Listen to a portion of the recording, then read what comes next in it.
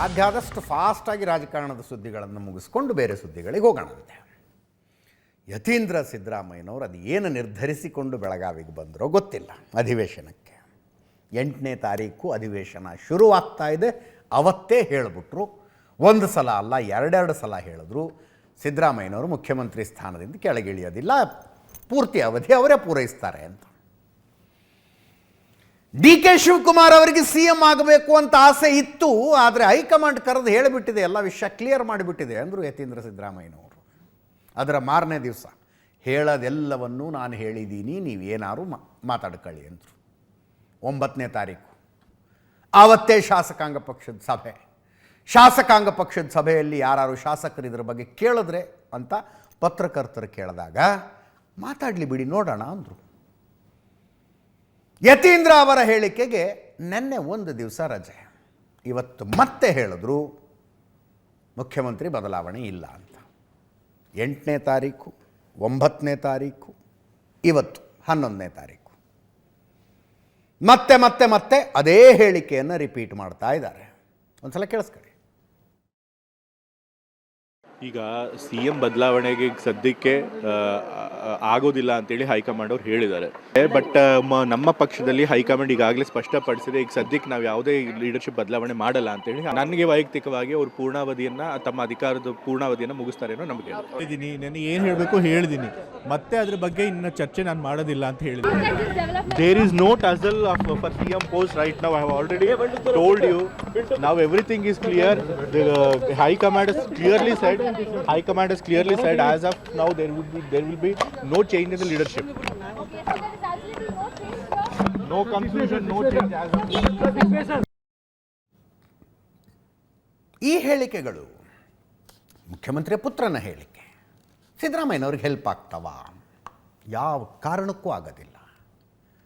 ಸಹಾಯಕ ಆಗೋದು ಒತ್ತಟ್ಟಿಗಿರಲಿ, counter productive ಹೇಳಿಕೆ ಇವು.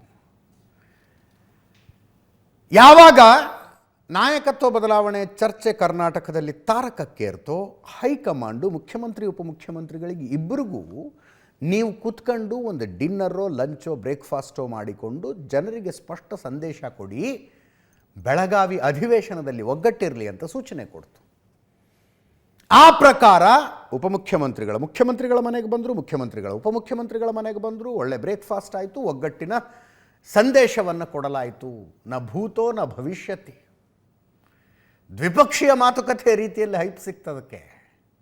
ನ ಭೂತೋ ನ ಭವಿಷ್ಯತಿ ಅಂತ ಯಾಕಂದೆ ಅಂದರೆ, ಇತಿಹಾಸದಲ್ಲಿ ಹಿಂದೆ ಯಾವತ್ತೂ ಒಂದು ರಾಜ್ಯದ ನಂಬರ್ 1 ನಂಬರ್ 2 ಅಂದರೆ ಮುಖ್ಯಮಂತ್ರಿ ಮತ್ತು ಉಪಮುಖ್ಯಮಂತ್ರಿಗಳು ಪರಸ್ಪರ ಊಟಕ್ಕೆ ತಿಂಡಿಗೆ ಸೇರ್ತಾ ಇರುವುದು ಇಷ್ಟು ದೊಡ್ಡ ಇವೆಂಟ್ ಆಗಿದ್ದು ಮೊಟ್ಟ ಮೊದಲನೇ ಸಲ ರಾಜ್ಯದಲ್ಲಿ. ಮೊಟ್ಟ ಮೊದಲನೇ ಸಲ ಆಯಿತು. ಅಷ್ಟಾಯಿತು. ಹೈಕಮಾಂಡ್ ಖುಷಿ ಆಯಿತು. ಆಯ್ತಪ್ಪ, ಮುಂದೆ ಬಂದಿದ್ದು ಬರಲಿ, ಸದ್ಯಕ್ಕಂತೂ ಒಗ್ಗಟ್ಟಿನ ಸಂದೇಶ ಕೊಟ್ಟಿದ್ದಾರೆ, ಬೆಳಗಾವಿ ಅಧಿವೇಶನ ಸುಸೂತ್ರವಾಗಿ ನಡೆಯುತ್ತೆ ಅಂತ. ಆ ಮೂಲಕ ಹೈಕಮಾಂಡಿನ ಮಾತನ್ನು ಪಾಲಿಸಿದ್ದೇವೆ ಅಂತ ಡಿ ಕೆ ಶಿವಕುಮಾರ್ ಅವರು ಸಂದೇಶ ಆಯಿತು, ಸಿದ್ದರಾಮಯ್ಯನವ್ರದ್ದು ಸಂದೇಶ ಆಯಿತು. ಮಧ್ಯದಲ್ಲಿ ಸಿದ್ದರಾಮಯ್ಯನವರ ಪುತ್ರ ಹಿಂಗೆ ಹೇಳಿಕೆ ಕೊಟ್ಟರೆ ಹೈಕಮಾಂಡ್ನಿಂದ ಕೇಳೋದಿಲ್ವಾ? ಎಲ್ಲ ಸರಿಯಾಗಿ ನಡ್ಕೊಂಡು ಹೋಗ್ತಿತ್ತಲ್ಲ, ನಿಮ್ಮ ಮಗ ಹಿಂಗೆ ಯಾಕೆ ಮಾತಾಡ್ದ ಅಂತ. ಗೊತ್ತಿಲ್ಲ ಅಂದರೆ ಇದು ಸಿದ್ದರಾಮಯ್ಯನವ್ರಿಗೆ ಕೌಂಟರ್ ಪ್ರೊಡಕ್ಟಿವ್ ಆಗುವಂಥ ಹೇಳಿಕೆ. ನೋಡಿ, ಸಿದ್ದರಾಮಯ್ಯನವರನ್ನು ಬೆಂಬಲಿಸುವ ಅವರದ್ದೇ ಸಚಿವ ಸಂಪುಟದ ಸದಸ್ಯರುಗಳೇ ಸಿದ್ದರಾಮಯ್ಯನವ್ರಿಗೆ ಹೋಗಿ ಹೇಳಿದ್ರಂತೆ, ಯಾಕೆ ಮಾತಾಡ್ತಿದ್ದಾರೆ ಯತೀಂದ್ರ? ಹೀಗೆ ಮಾತನಾಡುವ ಮೂಲಕ ಡಿ ಕೆ ಶಿವಕುಮಾರ್ ಅವರನ್ನು ಬೆಂಬಲಿಸುವ ಶಾಸಕರಲ್ಲಿ ಒಗ್ಗಟ್ಟು ಹೆಚ್ಚು ಮಾಡ್ದಂಗೆ ಆಗೋದಿಲ್ವಾ ಅಂತ ಹೇಳಿದ್ರಂತೆ. ಇವತ್ತು ಸ್ವತಃ ಸತೀಶ್ ಜಾರಕಿಹೊಳಿ ಅವರು ಹೇಳ್ತಿದ್ದಾರೆ, ಹಿಂಗೆ ಮಾತಾಡಬಾರ್ದಾಗಿತ್ತು ಯತೀಂದ್ರ ಅಂತ, ಮಾತಾಡಬಾರ್ದಾಗಿತ್ತು ಹಿಂಗೆ ಅಂತ. ಹೀಗಿದ್ದಾಗ ಯತೀಂದ್ರ ಯಾಕೆ, ಏನು ಕ್ಯಾಲ್ಕುಲೇಷನ್ ಮೇಲೆ ಈ ಹೇಳಿಕೆಗಳನ್ನು ಕೊಡ್ತಿದ್ದಾರೆ? ಏನು ಕ್ಯಾಲ್ಕುಲೇಷನ್ ಮೇಲೆ? ಮುಖ್ಯಮಂತ್ರಿ ಬದಲಾವಣೆ ಆಗುವುದೇ ಆದರೆ ವಾಟ್ ನೆಕ್ಸ್ಟ್ ಅಂದರೆ ಅವ್ರ ಪಾಡಿಗಾಗುತ್ತೆ ರೀ, ನಮ್ಮದೇನು ಅನ್ನೋ ಪ್ರಶ್ನೆ ಅನೇಕರಲ್ಲಿದೆ. ಅಲ್ಲಿ ಸತೀಶ್ ಜಾರಕಿಹೊಳಿ ಅವ್ರಿಗಿದೆ, ಎಂ ಬಿ ಪಾಟೀಲ್ರಿಗಿದೆ, ಡಾಕ್ಟರ್ ಪರಮೇಶ್ವರ್ರಿಗಿದೆ, ಪ್ರಿಯಾಂಕ್ ಖರ್ಗೆ ಅವ್ರಿಗಿದೆ. ಆಯ್ತಪ್ಪ, ನಮ್ಮದೇನು ಮುಂದೆ ಅಂತ. ಎಲ್ಲರೆಲ್ಲರೂ ತಮ್ಮ ತಮ್ಮ ಲೆಕ್ಕಾಚಾರದಲ್ಲಿ ಏನೇನು ಮಾಡಬೇಕು ಮಾಡ್ಕೊತಾ ಇದ್ದಾರೆ. ಹಂಗಿದ್ದಾಗ ಆ ಪ್ರಶ್ನೆ ಯತೀಂದ್ರ ಸಿದ್ದರಾಮಯ್ಯನವ್ರಿಗಿರೋದಿಲ್ವಾ? ಯತೀಂದ್ರ ಸಿದ್ದರಾಮಯ್ಯನವರಿಗೆ ಸಿದ್ದರಾಮಯ್ಯನವರ ಮಗ ಅನ್ನುವುದನ್ನು ಹೊರತುಪಡಿಸಿದರೆ ಬೇರೆ ಏನೂ ರಾಜಕೀಯ ಸ್ಟೇಕ್ ಇಲ್ಲ. ಸಿದ್ದರಾಮಯ್ಯನವ್ರ ಮಗ. ಅದೇ ಸಿದ್ದರಾಮಯ್ಯನವರು ಮುಖ್ಯಮಂತ್ರಿ ಸ್ಥಾನದಿಂದ ಕೆಳಗಿಳಿದ್ರೆ ವಾಟ್ ನೆಕ್ಸ್ಟ್? ನಂದೇನು? ನಮ್ಮ ಪ್ರಶಾಂತ್ ನಾಥೋಗ್ ಅನ್ನಿಸ್ತಾ ಇರೋದು ತಮ್ಮನ್ನು ತಾವು ಮುಂದಿನ ಕುರುಬ ನಾಯಕ ಎಂದು ಬಿಂಬಿಸಿಕೊಳ್ಳುವ ಪ್ರಯತ್ನದ ಭಾಗವಾಗಿ ಈ ಹೇಳಿಕೆಗಳು ಅಂತ. ಈ ಹೇಳಿಕೆಗಳಿಗೆ ಡಿ ಕೆ ಶಿವಕುಮಾರರ ಉತ್ತರ ಏನು? ಮಾತಾಡಿದ್ರು ಅವರು, ಕೇಳಿಸ್ಕೊಳ್ಳಿ. Not following party's high command, sir. He's making a weak statement that my father will remain as CM for 5 years. I think CM will reply for him. Not following party's high command, sir. He's making a weak statement that my father will remain as CM for 5 years. I think CM will reply for him. Sir high command high command ಮಾತ್ರ high command ಏನು ಹೇಳ್ತದೆ ಹಂಗೆ ಕೇಳೋದು ನಾವು. ಏನು ಹೇಳಿದ್ದಾರೆ ಮಗ? Sir high command high command ಮಾತ್ರ ಹೈಕಮಾಂಡ್ ಏನು ಹೇಳ್ತದೆ ಹಂಗೆ ಕೇಳೋದು ನಾವು. ಹೈಕಮಾಂಡ್ ಏನು ಹೇಳುತ್ತೋ ಅದನ್ನೇ ಕೇಳೋದು ನಾವು ಅಂತ ಸಿದ್ದರಾಮಯ್ಯನವ್ರು ಹೇಳಿದ್ದು ಯಾವಾಗ ಹೇಳಿ? ಯತೀಂದ್ರ ಅವರು ಹೇಳಿಕೆ ಕೊಟ್ಟರು. ಅದಾದ ನಂತರ ಒಂದೇ ಕಾರ್ನಲ್ಲಿ ಯತೀಂದ್ರ ಮತ್ತು ಸಿದ್ದರಾಮಯ್ಯನವರು ಸರ್ಕ್ಯೂಟ್ ಹೌಸಿಗೆ ಹೋದರು. ನೋಡಿ ರಾಜಕಾರಣ ಎಷ್ಟು ವಿಚಿತ್ರ. ಅಪ್ಪ ಮಗ ಒಂದು ಕಾರ್ನಲ್ಲಿ ಹೋದರು, ದೊಡ್ಡ ಸುದ್ದಿ ಆಗತ್ತೆ ರೀ. ಅಪ್ಪ ಮಗ ಅವರು ಒಂದೇ ಕಾರ್ನಲ್ಲಿ ಹೋದರು. ಇವರು ಸರ್ಕ್ಯೂಟ್ ಹೌಸ್ ರೀಚ್ ಆಗುವಷ್ಟರಲ್ಲಿ ಅಲ್ಲಿಗೆ ಸತೀಶ್ ಜಾರಕಿಹೊಳಿ ಮತ್ತು ಎಚ್ ಸಿ ಮಹದೇವಪ್ಪನವರು ಬಂದಿದ್ದರು. 4 ಜನ ಕೂತ್ಕೊಂಡು ಊಟ ಮಾಡಿದ್ರು. ಊಟ ಮುಗಿದ ಮೇಲೆ ಸತೀಶ್ ಜಾರಕಿಹೊಳಿ ಎಚ್ ಸಿ ಮಹದೇವಪ್ಪನವರು ವಾಪಸ್ ಬಂದರು. ತಂದೆ ಮಗ ಇಬ್ಬರು ಸರ್ಕ್ಯೂಟ್ ಹೌಸ್ನ ಒಂದು ರೂಮ್ನಲ್ಲಿ ಸುಮಾರು ಹೊತ್ತು ಅವರಿಬ್ಬರೇ ಮಾತಾಡ್ತಿದ್ರು. ಬ್ರೇಕಿಂಗ್ ಆಯ್ತು ಹೋಗ್ಲೆತ್ಲಾಗೆ. ಡಾಕ್ಟರ್ ಯತೀಂದ್ರ ಮತ್ತು ಸಿದ್ದರಾಮಯ್ಯ 1-to-1 ಸಭೆ. ಅಪ್ಪ ಮಗನ ಮಾತುಕತೆ ರೀ ಅದು. ಅದು ಏನು ಮಾತಾಡಿದ್ರೋ ಗೊತ್ತಿಲ್ಲ. ಅದಾದಮೇಲೆ ಮತ್ತೆ ಒಂದೇ ಕಾರ್ನಲ್ಲಿ ಸುವರ್ಣಸೌಧಕ್ಕೆ ಬಂದರು. ಸುವರ್ಣಸೌಧಕ್ಕೆ ಬಂದ ಮೇಲೆ ಸಿದ್ದರಾಮಯ್ಯನವ್ರು ಹೇಳಿದ್ದನ್ನು ಹೈಕಮಾಂಡ್ ಹೇಳ್ದಂಗೆ ಕೇಳ್ತೀವಿ ಅಂತ. ಸಿದ್ದರಾಮಯ್ಯನವರು ಮೊದಲನೆಯ ದಿನ 8ನೇ ತಾರೀಕೆ ಯತೀಂದ್ರ ಅವರು ಹೇಳಿಕೆ ಕೊಟ್ಟಾಗ ಫೋನ್ ಮಾಡಿ ಸ್ವಲ್ಪ ಸಿಟ್ಟಾದರಂತೆ ನಮಗೆ ಮಾಹಿತಿ ಬಂದಿತ್ತು. ಹೀಗೆಲ್ಲ ಯಾಕೆ ಹೇಳ್ತೀಯ ನೀನು, ಸುಮ್ಮನೆ ಆ ವಿಷಯದ ಬಗ್ಗೆ ಚರ್ಚೆ ಆಗುತ್ತೆ ಅಂತ. ಅದಾದ ಮೇಲೆ 3 ಸಲ ಹೇಳಿದ್ರು ಅವರು. ಇವತ್ತೇನಾಯಿತೋ ಗೊತ್ತಿಲ್ಲ. ಜಮೀರ್ ಅಹ್ಮದ್ ಖಾನ್ ಅವರು ಫಿಕ್ಸ್ಡ್ ನಿಲುವಿನಲ್ಲಿದ್ದಾರೆ. 2028 ತನಕ ಮುಖ್ಯಮಂತ್ರಿ ಸಿದ್ದರಾಮಯ್ಯನವರೇ ಅಂತ. ಸತೀಶ್ ಜಾರಕಿಹೊಳಿ ಅವರು ಜಮೀರ್ದು ಮೊದಲು ಕೇಳಿಸ್ಕೊಳ್ಳಿ. ಜಮೀರ್ ಅಹ್ಮದ್ ಖಾನ್ ಅವ್ರದ್ದು ಇಲ್ಲ, ನಾನು ಹೇಳೋದು ಯತೀಂದ್ರ ಅವರು ಅವರ ಅಭಿಪ್ರಾಯ ಹೇಳಿದ್ದಾರೆ. ನನ್ನ ಅಭಿಪ್ರಾಯ ಇದು ಮುಖ್ಯಮಂತ್ರಿ ಬಗ್ಗೆ ಚರ್ಚೆ ಮಾಡೋದು ಅಗತ್ಯನೇ ಇಲ್ಲ. ಆ ಮುಖ್ಯಮಂತ್ರಿ ಕುರ್ಚಿ ಖಾಲಿನೇ ಇಲ್ಲ. ಆ ಕುರ್ಚಿಯಲ್ಲಿ ಮನೆ ಸಿದ್ದರಾಮಯ್ಯ ಅವರು ಕೂತಿದ್ದಾರೆ. ಅವ್ರು ಬದಲಾವಣೆ ಮಾಡಿ ಬೇರೆ ಯಾರಿಂದನೂ ಸಾಧ್ಯ ಇಲ್ಲ. ಅದು ಬದಲಾವಣೆ ಆಗಬೇಕಾದ್ರೆ ಯಾರು ಮಾಡಬೇಕು? ನೀವು ಮಾಡಬೇಕಾಗ್ತದ? ಹೈಕಮಾಂಡ್ ಮಾಡಬೇಕಾಗಿರೋದು. ಹೈಕಮಾಂಡ್ ಏನು ತೀರ್ಮಾನ ಅದಕ್ಕೆಲ್ಲ ನಾವು ಬದ್ಧ. ಪ್ರಶ್ನೆನೇ ಇಲ್ಲ ಅಂತಿದಾರಲ್ಲ ಸರ್ ಯತೀಂದ್ರ ಅವರು. ಈಗ ಅವ್ರ ಅಭಿಪ್ರಾಯ ಅವ್ರು ಹೇಳಿದ್ದಾರೆ. ಈಗ ನಾನು ಒಂದೇ ಮಾತು ಪದೇ ಒಂದೇ ಮಾತು. ಈಗ ಯತೀಂದ್ರ ಅವರು ಅವ್ರ ಅಭಿಪ್ರಾಯನ ಹೇಳಿದ್ದಾರೆ. ನಂದು ಪದೇ ಒಂದೇ ಹೇಳೋದು. ಈಗ ಇದು ಯಾವಾಗ ಚರ್ಚೆ ಆಗಬೇಕಾಗಿರೋದು? ಮುಖ್ಯಮಂತ್ರಿ ಕುರ್ಚಿ ಖಾಲಿ ಇದ್ದರೆ ತಾನೇ ಚರ್ಚೆ ಆಗಬೇಕಾಗಿರೋದು. ಮುಖ್ಯಮಂತ್ರಿ ಕುರ್ಚಿದಲ್ಲಿ ಮನೆ ಸಿದ್ದರಾಮಯ್ಯ ಅವರು ಕೂತಿದ್ದಾರೆ. ಆ ಕುರ್ಚಿದಲ್ಲಿ ಸಿದ್ದರಾಮಯ್ಯ ಅವರು ಇದ್ದಾರೆ. ನಾನು 28ವರೆಗೂ ಮನೆ ಸಿದ್ದರಾಮಯ್ಯ ಅವರೇ ಮುಖ್ಯಮಂತ್ರಿ ಆಗಿರ್ತಾರಂತ ನಾನು ಭಾಳ ಸತಿ ಹೇಳಿದ್ದೀನಿ. ನಮ್ಮ ಪಕ್ಷ ಏನು? ಹೈಕಮಾಂಡ್ ಗೆರೆ ಹಾಕಿದ್ದು ಯಾರು ಗೆರೆ ದಾಟಲ್ಲ. ನಾವೆಲ್ಲ ಹೈಕಮಾಂಡ್ ಪಕ್ಷ. ಕುರ್ಚಿ ಖಾಲಿ ಈಗ ಚರ್ಚೆ ಯಾವಾಗ ಆಗ್ಬೇಕು ಹೇಳಿ? ಆ ಕುರ್ಚಿ ಖಾಲಿ ಇದ್ರೆ ತನಕ ಚರ್ಚೆ ಆಗಬೇಕು. ನೀವು ಕೂರ್ಬೇಕಾ, ಯಾರು ಕೂರ್ಬೇಕು, ಮತ್ತೊಂದು ಕೂರ್ಬೇಕು. ಈಗ ಆ ತೀರ್ಮಾನ ಬದಲಾವಣೆ ಮಾಡೋಕ್ಕೆ ನಾವು ಮಾಡೋಕ್ಕೆ ಸಾಧ್ಯನಾ? ಇಲ್ಲ, ಒಂದು ನಿಮಿಷ. ಯಾರ್ಕನ ಗಡ್ಸಿದ್ಯಾ ಮಾನ್ಯ ಮುಖ್ಯಮಂತ್ರಿಗೆ ಬದಲಾವಣೆ ಮಾಡೋಕ್ಕೆ? ನಮ್ಮ ಪಕ್ಷ ಹೈಕಮಾಂಡ್ಸ್ ಮಾತ್ರ ಗಡ್ಸಿರೋದು. ನೋಡಿ, ಯತೀಂದ್ರರ ಹೇಳಿಕೆಗಳಿಗೆ ಅವರ ತಂದೆಯವರ ಒಪ್ಪಿಗೆ ಇಲ್ಲ, ಅವರ ತಂದೆಯವರ ಆಪ್ತರ ಒಪ್ಪಿಗೆಯೂ ಇಲ್ಲ ಅಂತ ಯಾಕೆ ಅನಿಸುತ್ತೆ ಅಂದರೆ, ಸತೀಶ್ ಜಾರಕಿಹೊಳಿ ಅವರು ಹೇಳ್ತಾ ಇದ್ದಾರೆ ಪಕ್ಷಕ್ಕೆ ಮುಜುಗರ ಆಯಿತಾ ಅವರ ಹೇಳಿಕೆಯಿಂದ ಅಂತ ಕೇಳಿದ್ರೆ ಖಂಡಿತ ಆಗತ್ತೆ ಅಂತ ಹೇಳಿದ್ರು. ಸತೀಶ್ ಜಾರಕಿಹೊಳಿ ಅವರು ಸೇರಿದಂತೆ ಅನೇಕರು ಮಾತಾಡಿದ್ದಾರೆ. ಕೇಳಿಸ್ಕೊಳ್ಳಿ. ನಾವೇನು ಹೇಳಲಿಕ್ಕಾಗಲ್ಲ. ಅವ್ರು ಹೇಳಿದಕ್ಕೆ ನಾನು ಹೇಳಲಿಕ್ಕೆ ಕೊಡಲಿಕ್ಕಾಗಲ್ಲ. ಅವ್ರು ಹೇಳಿದ್ದಾರೆ, ಅವ್ರನ್ನೇ ಕೇಳಬೇಕು ನೀವು ಅಷ್ಟೇ. ಅವರಿಂದ ಅವರೇ ಇರ್ತಾರೆ. ಅವರಿಂದ ಅವರೇ ಇರ್ಬೇಕು, ಬೇರೆಯವ್ರು ಯಾರು ಇರ್ಲಿಕ್ಕೆ ಆಗೋಲ್ಲ. ಮೊನ್ನೆ ಕೂಡ ಇದು ಆಲ್ರೆಡಿ ಹೇಳಿದ್ದಾರೆ ಒಂದು ಸಾರಿ, ಇಲ್ಲಿ ಈಗಾಗಲೇ ಹೇಳಿದ್ದಾರೆ ಒಂದು ಸಾರಿ. ಇದು 2ನೇ ಸರಿ 1ನೇ ಸರಿ. ಹೈಕಮಾಂಡ್ ವೀಕ್ ಆಗಿದೆ ಸರ್. ವೀಕ್ ಏನಿಲ್ಲ. ಈಗೇನೆ ಅಂತ ಹೇಳಕ್ಲ ಕಾಯೋಣ ಹೈಕಮಾಂಡ್ ಕಾಯೋಣ ಅಷ್ಟೇ. ಇದರಿಂದ ಈಗ ಸಿಎಂ ಅವರಿಗೆ ಎಲ್ಲೋ ಒಂದ್ ಕಡೆ ಸ್ವಲ್ಪ ಮುಜುಗರ ಆಗುವಂಥದ್ದು ಆಗ್ತಾ ಇದೆ. ಅವ್ರು ಹೇಳಬಾರ್ದು, ಅವ್ರ ಪರವಾಗಿ ಬೇರೆ ಯಾರು ಹೇಳಿದ್ರೆ ಓಕೆ, ಅವ್ರು ಹೇಳಿದ್ರೆ ಸ್ವಲ್ಪ ಹಂಗೆ ನೀವು ಹೇಳ್ದಂಗೆ ಮುಜುಗರ ಆಗುತ್ತೆ. ಅನಾವಶ್ಯಕವಾಗಿ ಸಿಎಂ DSM ಡೆಪ್ಯೂಟಿ ಸಿಎಂ ವಿಷಯ ಚರ್ಚೆ ತಾವು ನಿಲ್ಲಿಸಿದ್ರು ಒಳ್ಳೆಯದು. ಆದಷ್ಟು ಮಟ್ಟಿಗೆ ಪ್ರತಿಯೊಬ್ಬರು ಕಡಿಮೆ ಮಾತಾಡಬೇಕು. ಅವಶ್ಯಕತೆ ಇದೆ ಅಷ್ಟೇ ಮಾತಾಡಬೇಕು. ಈ ಚರ್ಚೆಯಲ್ಲಿ ಏನೂ ಅರ್ಥ ಇಲ್ಲ. ಇದ್ರ ಬಗ್ಗೆ ಹೈಕಮಾಂಡ್ ನಿರ್ಣಯ ಮಾಡ್ತಾರೆ ಅಂತ ಕಾಯಿ. ನಾ ಏನು ಮಾತಾಡುದಿಲ್ಲ. ಯತೀಂದ್ರ ಏನು ಹೇಳಿದ್ರೆ ಅದ್ರ ಬಗ್ಗೆ ಮಾತಾಡುದಿಲ್ಲ. ನನ್ನ ಅವಶ್ಯಕತೆ ಇಲ್ಲ. ಸರ್, ಈಗ ಬೇರೆಯವ್ರು ಮಾತಾಡಿದ್ರೆ ನೋಟಿಸ್ ಕೊಡ್ತಾರೆ, ಯತೀಂದ್ರಗೆ ಏನು ನನಗೇನು ಗೊತ್ತಿಲ್ಲ. ಏನು ಮುಜುಗರ ಇಲ್ಲ, ಏನಿಲ್ಲ. ನೀವು ಸುಮ್ಮನೆ ಮುಜುಗರ ಮಾಡದಿದ್ರೆ ಸಾಕು. ಯತೀಂದ್ರ ಅವ್ರೇನಾದ್ರು ಹೇಳಿದ್ರೆ ಯತೀಂದ್ರ ಅವ್ರನ್ನ ಕೇಳಿ, ಗೊತ್ತಾಯ್ತಲ್ಲ, ಅವ್ರು ಉತ್ತರ ಕೊಟ್ಟು. ನಾನು ಕೇಳಿದನ, ನಿಮಗೆ ಯಾರು ಹೇಳಿದ್ದನಲ್ಲ, ಮುಖ್ಯಮಂತ್ರಿ ಮಗ ಅಂದ್ಬಿಟ್ಟು ಅವ್ರಿಗೆ MLC ಅವರು ಅವ್ರೇನಾದ್ರು ಹೇಳಿದ್ರೆ ಅವ್ರನ್ನ ಕೇಳಿ ನೋಡಿ. ನನ್ನ ಕೇಳ್ತೀರಾ?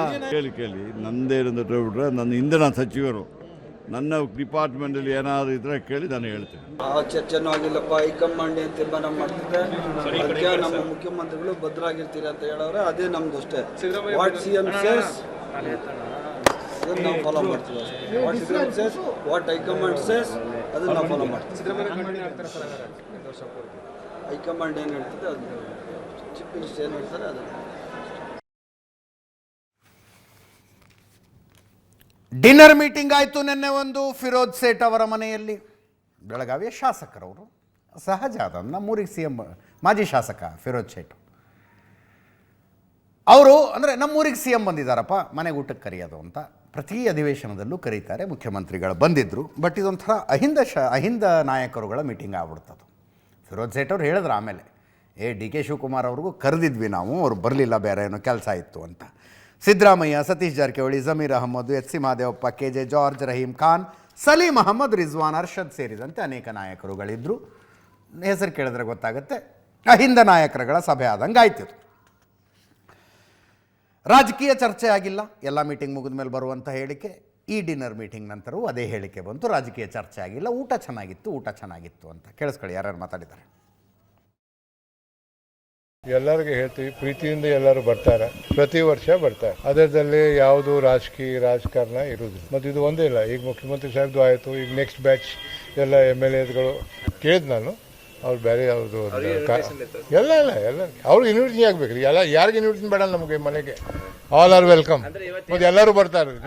ಇಲ್ಲೇ ಪಾಲಿಟಿಕ್ಸ್ ಇಲ್ಲ, ಇಲ್ಲೇ ಬಿಟ್ಟು ಎಲ್ಲರ ಕಡೆ ಪಾಲಿಟಿಕ್ಸ್ ಆಗ್ಬೋದು. ನಮ್ಮ ಫೈರೋಜ್ ಸೇಠ್ ಅವರು ಪ್ರತಿ ವರ್ಷ ಇಲ್ಲಿ ಅಸೆಂಬ್ಲಿ ನಡೆಯೋ ಟೈಮಲ್ಲಿ ನಮ್ಮ ಮಾಜಿ MLA ಫಿರೋಜ್ ಸೇಠ್ ಅವರು ಮನೆ ಮುಖ್ಯಮಂತ್ರಿಗಳು ಕರೆಸ್ತಾರೆ ಮನೆಗೆ. ಅದು ರೊಟೀನ್. ಹೋದ ವರ್ಷ ಹೋಗಿದ್ವಿ, ಅದಕ್ಕಿಂತ ಮುಂಚೆನೂ ಹೋಗಿದ್ವಿ, ಪ್ರತಿ ವರ್ಷ ಹೋಗ್ತಾರೆ. ನಿಮ್ಗೆ ಗೊತ್ತೇನೆ ಅವ್ರ ಮನೆಯಲ್ಲಿ ಹೆಂಗೆ ವೆರೈಟಿ ಊಟ ಇರ್ತದಂತ. ನನಗೆ ಕೈಮಪ್ಪು ತುಂಬ ಇಷ್ಟ ಆಯಿತು.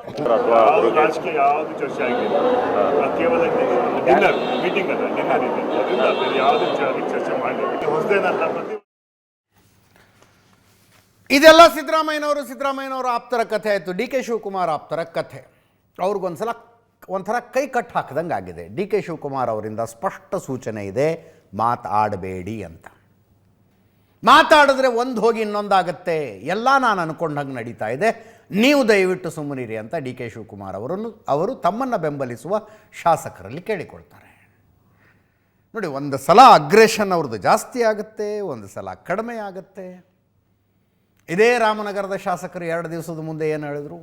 ಯತೀಂದ್ರ ಅವರು ವರಿಷ್ಠರ ಸ್ಥಾನ ತೆಗೆದುಕೊಳ್ಳಬಾರದು, ವರಿಷ್ಠರ ಕೆಲಸ ವರಿಷ್ಠರು ಮಾಡೋದಕ್ಕೆ ಬಿಡಬೇಕು ಅಂತಂದರು. ಇವತ್ತು ನಾವು ಮಾತಾಡಿದ್ರೆ ನೋಟಿಸ್ ಕೊಡ್ತಾರೆ, ಅವರು ಮಾತಾಡಿದ್ರೆ ಏನಿಲ್ಲ, ಅವರು ಮಾತಾಡಿದ್ರೆ ಚಮತ್ಕಾರ, ನಾವು ಮಾತಾಡಿದ್ರೆ ಬಲಾತ್ಕಾರ ಅಂತೆಲ್ಲ ಅಂದರು. ಉಳಿದ ಶಾಸಕರುಗಳು ಕೂಡ ಅಷ್ಟೇ ತುಂಬ ಅಳದು ತೂಗಿ ಮಾತಾಡಿದ್ದಾರೆ. ಒಂದು ಸಲ ಕೇಳಿಸ್ಕೊಳ್ಳಿ. ಇಲ್ಲಪ್ಪ, ನಾನು ನೋಡಲಿಲ್ಲ. ನಾನು ನೋಡಿದಾಗ ಮಾತ್ರ ಬಿಡಲ್ಲ. ನಾನು ಹೇಳಿದ್ರೆ ಬಲಾತ್ಕಾರ, ಅವ್ರು ಹೇಳಿದ್ರೆ ಚಮತ್ಕಾರ. ನಮ್ಮ ವರಿಷ್ಠರು ಬಲಿಷ್ಠವಾಗಿದ್ದಾರೆ, ನಮ್ಮ ವರಿಷ್ಠರು ಸಮರ್ಥವಾಗಿದ್ದಾರೆ. CM ಅವರ ಅನುಮೋದನೆ ಇಲ್ಲದೆ, ಅವರ ಕನ್ಸೆಂಟ್ ಇಲ್ಲದೆ ಬರ್ತದೆ ಸರ್. ನನಗೆ ಗೊತ್ತಿಲ್ಲ. ನೀವು ಒತ್ತಾಯಿಸ್ತೀರಾ ಹೈಕಮಾಂಡ್ ನಮಗೆ ಮಾತ್ರ ನೋಟಿಸ್ ಕೊಡಬೇಡಿ, ಅವ್ರಿಗೂ ನೋಡಿ, ಹೈಕಮಾಂಡ್ಗೆ ಎಲ್ಲ ವಿಷಯಗಳು ಗೊತ್ತಿದೆ. ನಾನು ತಪ್ಪು ಮಾಡಿದ್ರೆ ನನಗೂ ನೋಟಿಸ್ ಕೊಡ್ತಾರೆ, ಬೇರೆ ತಪ್ಪು ಮಾಡಿದ್ರೆ ಅವ್ರಿಗೂ ನೋಟಿಸ್ ಕೊಡ್ತಾರೆ. ಅದನ್ನು ನೀವು ಕೇಳಬೇಕು, ನಾನಲ್ಲ. ನೀವು ಅವ್ರನ್ನೇ ಕೇಳಬೇಕು. ನಾವೆಲ್ಲ ಚಿಕ್ಕವರಾಗ್ತೀವಿ. ಇವತ್ತು ನಾನೊಬ್ಬ ಕಾಂಗ್ರೆಸ್ಸಿನ ಪಕ್ಷದಲ್ಲಿ ನಮ್ಮದೇನು ಚೌಕಟ್ಟಿದೆ ಅಷ್ಟರಲ್ಲಿ ಕೆಲಸ ಮಾಡಬೇಕಾದಂಥದ್ದು ನಮ್ಮ ಜವಾಬ್ದಾರಿ ಇದೆ. 2ನೇ ಬಾರಿ ನಾನು ಶಾಸಕನಾಗಿದ್ದೇನೆ. ಜನರ ಸಮಸ್ಯೆಗಳನ್ನು ಆಲಿಸ್ಕೊಂಡು ಕಿವಿ ಕೊಟ್ಟು ಅವ್ರು ಯಾವ ರೀತಿ ನಮ್ಮ ಸರ್ಕಾರವನ್ನು ಬಳಸ್ಕೊಂಡು ಪರಿಹಾರ ಕೊಡೋಂಥ ಚಿಂತನೆಯಲ್ಲಿ ಹೋಗ್ಬೇಕಾದಂಥದ್ದು ಲಾಡ್ ಆಫ್ ರೆಸ್ಪಾನ್ಸಿಬಿಲಿಟೀಸ್ ದೇರ್. ನಾವು ಇದನ್ನೆಲ್ಲ ಚರ್ಚೆ ಮಾಡೋಕ್ಕೆ ಅವಕಾಶ ಕೊಡ್ದಂಗೆ ಇದು ಎಲ್ಲೋ ಒಂದು ಕಡೆ ಜನರಿಗೆ ಬೇಸರ ಮೂಡುತ್ತೆ. ಹಗುರವಾದಂಥ ಹೇಳಿಕೆಗಳು, ವರಿಷ್ಠರ ಜವಾಬ್ದಾರಿ ನಾವು ತೆಗೆದುಕೋಬಾರ್ದು. ವರಿಷ್ಠರು ಅವ್ರ ಕೆಲಸ ಮಾಡ್ತಾರೆ, ನಾವೊಬ್ಬ ಕಾರ್ಯಕರ್ತನಾಗಿ ನಮ್ಮ ಕೆಲಸ ಮಾಡಬೇಕು. ನಾನು ಅಷ್ಟಕ್ಕೆ ಸೀಮಿತ ಆಗಿದ್ದೇನೆ ಅಂತ ನಿಮ್ಮ ಮುಂದೆ ಹೇಳಲಿಕ್ಕೆ ಇಷ್ಟಪಡ್ತೇನೆ. ನಾನು ಹೈಕಮಾಂಡ್ ಮೇಲೆ ಎಲ್ಲರೂ ಕೂಡ ಇವತ್ತು ಬೊಟ್ಟು ತೋರಿಸ್ತಾ ಇದ್ದಾರೆ. ಇವತ್ತು ಯಾರು ಕೂಡ ಮಾತಾಡಕೂಡ್ದು ಅಂತ ಹೇಳಿದ್ದಾರೆ, ಯಾರು ಕೂಡ ಮಾತಾಡೋದಿಲ್ಲ. ಇನ್ಮೇಲೆ ಎಲ್ಲೋ ಬಾಯಿ ತಪ್ಪಿನಿಂದ ನೀವು ಕೇಳಿದ್ದಾಗ ಹೇಳಿದ್ದಾರೆ. ಇಲ್ಲ ಯಾವುದೇ ಕಾರಣಕ್ಕೂ ಇಲ್ಲ, ಆ ರೀತಿ ಆಗುತ್ತಾ ಹೇಳಿಕೆ ಇಲ್ಲ. ಅವರು ತಂದೆಯವರು ಇದ್ದಾಗ ಸಹಜವಾಗಿಯೇ ಹೇಳಿರ್ತಾರೆ ಅಷ್ಟೇ ಹೊರತು ಅದನ್ನು ಬಿಟ್ಟು ಬೇರೆ ಯಾವುದೋ ಅರ್ಥ. ಇದರ ಜೊತೆಗೆ ಇವತ್ತು ಬಂದಂಥ ಇನ್ನೊಂದು ಸುದ್ದಿ ಏನು ಅಂದರೆ, ನೆನ್ನೆ ಹೇಳಿದರು ಏನು ಹೈಕಮಾಂಡ್ನವರು ದಿಲ್ಲಿಗೆ ಯಾವತ್ತು ಬರೋದಕ್ಕೆ ಹೇಳಿದ್ದಾರೆ ಅನ್ನುವ ದಿನಾಂಕವನ್ನು ನಾನು ನಿಮಗೆ ಹೇಳೋದಿಲ್ಲ ಅಂತ ಡಿ ಕೆ ಶಿವಕುಮಾರ್ ಅವರು. Finally moral of the story ಇಷ್ಟೇ, ಒಂದು ದಿವಸ ಸಿದ್ದರಾಮಯ್ಯನವರು ಡಿ ಕೆ ಶಿವಕುಮಾರ್ ಅವರು ಒಟ್ಟೊಟ್ಟಿಗೆ ದಿಲ್ಲಿಗೆ ಹೋಗಬೇಕಾಗಿ ಬರುತ್ತೆ. ಈ ಗೊಂದಲ ಬಗೆಹರಿಬೇಕು ಅಂದರೆ, ಅಥವಾ ಗೊಂದಲ ಬಗೆಹರಿಸುವ ಪ್ರಕ್ರಿಯೆಗೆ ಒಂದು ಚಾಲನೆ ಸಿಗಬೇಕು ಅಂದರು. ಇವತ್ತು ಬಂದ ಸುದ್ದಿ 19ನೇ ತಾರೀಕು ಹೋಗ್ತಾರೆ ಅಂತ. ಅಧಿವೇಶನ ಮುಗಿಯುತ್ತೆ, ಕರ್ನಾಟಕ ವಿಧಾನಮಂಡಲ ಅಧಿವೇಶನವೂ ಮುಗಿಯುತ್ತೆ, ಸಂಸತ್ ಅಧಿವೇಶನವೂ ಮುಗಿಯುತ್ತೆ. ಅದರ ಮಾರನೇ ದಿವಸವೇ ದಿಲ್ಲಿಗೆ ಬರಕ್ಕೆ ಹೇಳಿದಾರಂತೆ. ಡೇಟು ಟೈಮು ಫಿಕ್ಸ್ ಆಗಿದೆಯಂತೆ. ಸೋನಿಯಾ ಗಾಂಧಿ ಅವರು ಇರ್ತಾರೆ, ಮಲ್ಲಿಕಾರ್ಜುನ್ ಖರ್ಗೆ ಅವರು ಇರ್ತಾರೆ, ರಣದೀಪ್ ಸಿಂಗ್ ಸುರ್ಜೇವಾಲಾ ಇರ್ತಾರೆ, ಕೆ.ಸಿ. ವೇಣುಗೋಪಾಲ್ ಅವರು ಇರ್ತಾರೆ, ಜೊತೆಗೆ ಸಿದ್ದರಾಮಯ್ಯನವರು ಡಿ ಕೆ ಶಿವಕುಮಾರ್ ಅವ್ರನ್ನ ಬರಕ್ಕೆ ಹೇಳಿದಾರಂತೆ. ಮತ್ತು ರಾಹುಲ್ ಗಾಂಧಿ ಅವರು 15ನೇ ತಾರೀಖೆ ಜರ್ಮನಿಗೆ ಹೋಗ್ತಾ ಇದ್ದಾರೆ, ಜರ್ಮನಿ ಪ್ರವಾಸಕ್ಕೆ. ಅವರು ಬಂದ ನಂತರ ಇನ್ನೂ ಒಂದು ಸಭೆ ಆಗುತ್ತಂತೆ. ಮೊನ್ನೆ ಕೆ.ಸಿ. ವೇಣುಗೋಪಾಲ್ ಅವರು ಹೇಳಿದರು, ಸಭೆ ಮಾಡಿದ್ವಿ, ಕರ್ನಾಟಕದ ವಿಷಯ ಚರ್ಚೆಗೆ ಬಂತು, ಯಾವುದೇ ನಿರ್ಧಾರವನ್ನು ತೆಗೆದುಕೊಂಡಿಲ್ಲ, ಇದಕ್ಕಾಗಿ ಇನ್ನೊಂದು ಸಭೆ ಮಾಡ್ತೀವಿ ಅಂತ ಕೆ.ಸಿ. ವೇಣುಗೋಪಾಲ್ ಅವರು ಹೇಳಿದರು. ಆ ಇನ್ನೊಂದು ಸಭೆ 19ಕ್ಕೆ ನಿಗದಿಯಾಗಿದೆ ಅಂತ ಒಂದು ಸುದ್ದಿ ಬಂದಿದೆ. ಈ ಸುದ್ದಿ ಬಂದದ್ದು ಡಿ ಕೆ ಶಿವಕುಮಾರ್ ಬಣದ ಅಂದರೆ ಆ ಪಾಳಯದಿಂದಾನೇ ಬಂತು. ನೋಡೋಣ 19 ನಿಜವಾಗ್ಲೂ ಮುಖ್ಯಮಂತ್ರಿಗಳು ಉಪಮುಖ್ಯಮಂತ್ರಿಗಳಿಬ್ಬರು ದಿಲ್ಲಿಗೆ ಹೋಗ್ತಾರೆ ನೋಡಿ. ಒಂದಲ್ಲ ಒಂದು ದಿವಸ ಹೋಗಬೇಕಾಗತ್ತೆ, ಅಲ್ಲೇ ಕೂತ್ಕೊಂಡು ಬಗೆಹರಿಬೇಕು ಈ ಸಮಸ್ಯೆ. ಇಲ್ಲಿಯ ತನಕ ಆಗಿರೋದು ತೇಪೆ ಹಚ್ಚುವ ಕೆಲಸ. D K Shivakumar is dam serious. ಅವರು ಈಗಲೇ ಬಿಟ್ಟುಕೊಡಿ, ಈ ಕ್ಷಣನೇ ನನ್ನನ್ನು ಮುಖ್ಯಮಂತ್ರಿ ಮಾಡಿ ಅಂತಿಲ್ಲ. ಯಾವಾಗ ಮಾಡ್ತೀರಿ ಹೇಳಿ ಅಂತ. ಅವರಿಗೆ ದಿನಾಂಕ ಖಚಿತವಾಗಬೇಕಾಗಿದೆ. ಜನವರಿ 12ನೇ ತಾರೀಖಿಗೆ ಸಿದ್ದರಾಮಯ್ಯನವರು ರಾಜ್ಯವನ್ನು ಅತಿ ಹೆಚ್ಚು ಕಾಲ ಮುಖ್ಯಮಂತ್ರಿಯಾಗಿ ಆಳಿದವರು ಅನ್ನುವ ರೆಕಾರ್ಡ್ ಬರೀತಾರೆ.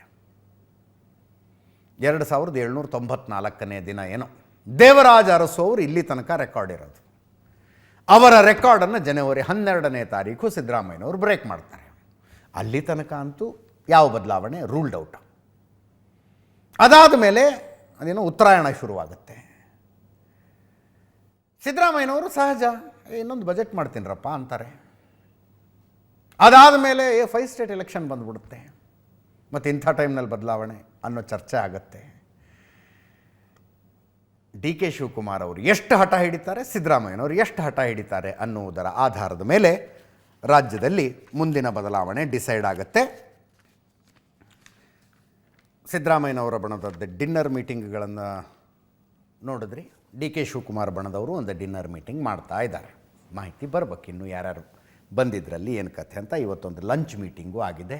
ನಾಳೆ ನಾಡಿದ್ದು ಇನ್ನೊಂದು ಡಿನ್ನರ್ ಮೀಟಿಂಗ್ ಅಲ್ಲಿಂದ ಆಯೋಜನೆಗೊಳ್ಳುವಂಥ ಸೂಚನೆಗಳಿದ್ದಾವೆ. ಈ ಮಧ್ಯದಲ್ಲಿ ರಾಜಕೀಯ ನಾಯಕತ್ವ ಬದಲಾವಣೆಯ ಬಗ್ಗೆ ನಮ್ಮ ಸ್ವಾಮೀಜಿಗಳಿಗೆ ವಿಪರೀತ ಆಸಕ್ತಿ.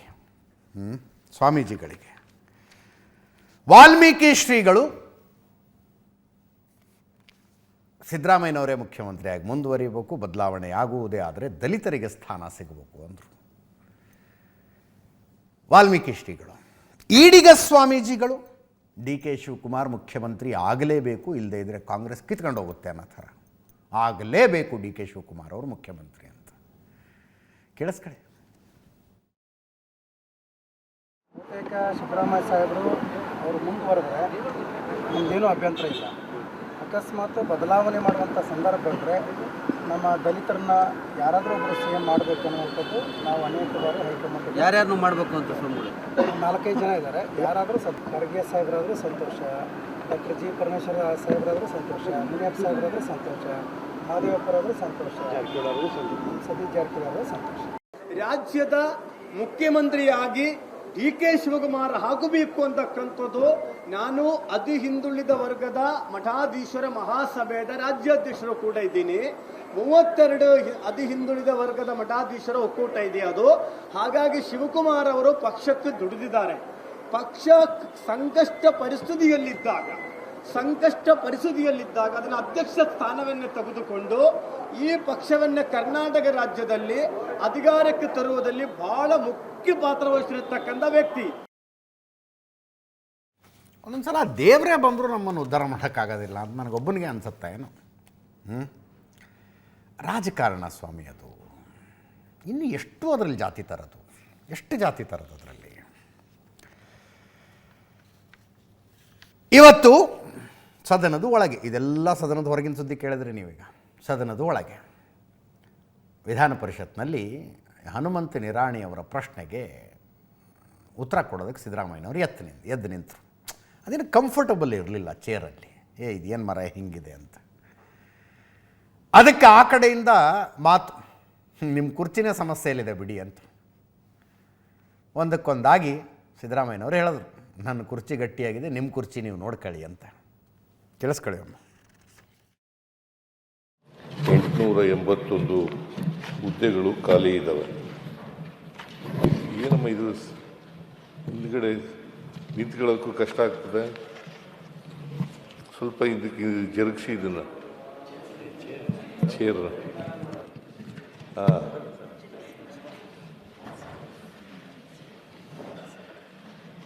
ತಗೋಯ್ತು ಈಗ. ಸೈಜ್ ತಕ್ಕ ಕುರ್ಚಿ ಆಗಿಲ್ಲ ಅದು. ಸೈಜ್ ತಕ್ಕ ಕುರ್ಚಿ ಆಗಿಲ್ಲ. ಮುಖ್ಯಮಂತ್ರಿಗಳು ಮೈಕ್ಗೆ ಈ ಥರ ತೊಂದರೆ ಮಾಡಿದಾರಲ್ಲ, ಮೈಕ್ ತೊಂದರೆ ಆಗಿಲ್ಲ. ಯಾವ ಮಂತ್ರಿಗಳಾದರೂ ಅಷ್ಟೇ, ಮುಖ್ಯಮಂತ್ರಿಗಳಾದರೂ ತೊಂದರೆ ಅಂತ ಹೇಳ್ಬೇಕಾಗುತ್ತೆ. ಕೂತ್ಕೊಳ್ಳಪ್ಪ ಭೋಜೇಗೌಡ, ನೀನು ಮುಖ್ಯಮಂತ್ರಿಗಳ ಕುರ್ಚಿನೇ ಅಂತಂದರೆ ತೊಂದರೆ ಆದಾಗ ತೊಂದರೆ ಆಗುತ್ತೆ ಅಂತ ಹೇಳ್ಬೇಕು. ಈಗ ಸರೋಯ್ತು.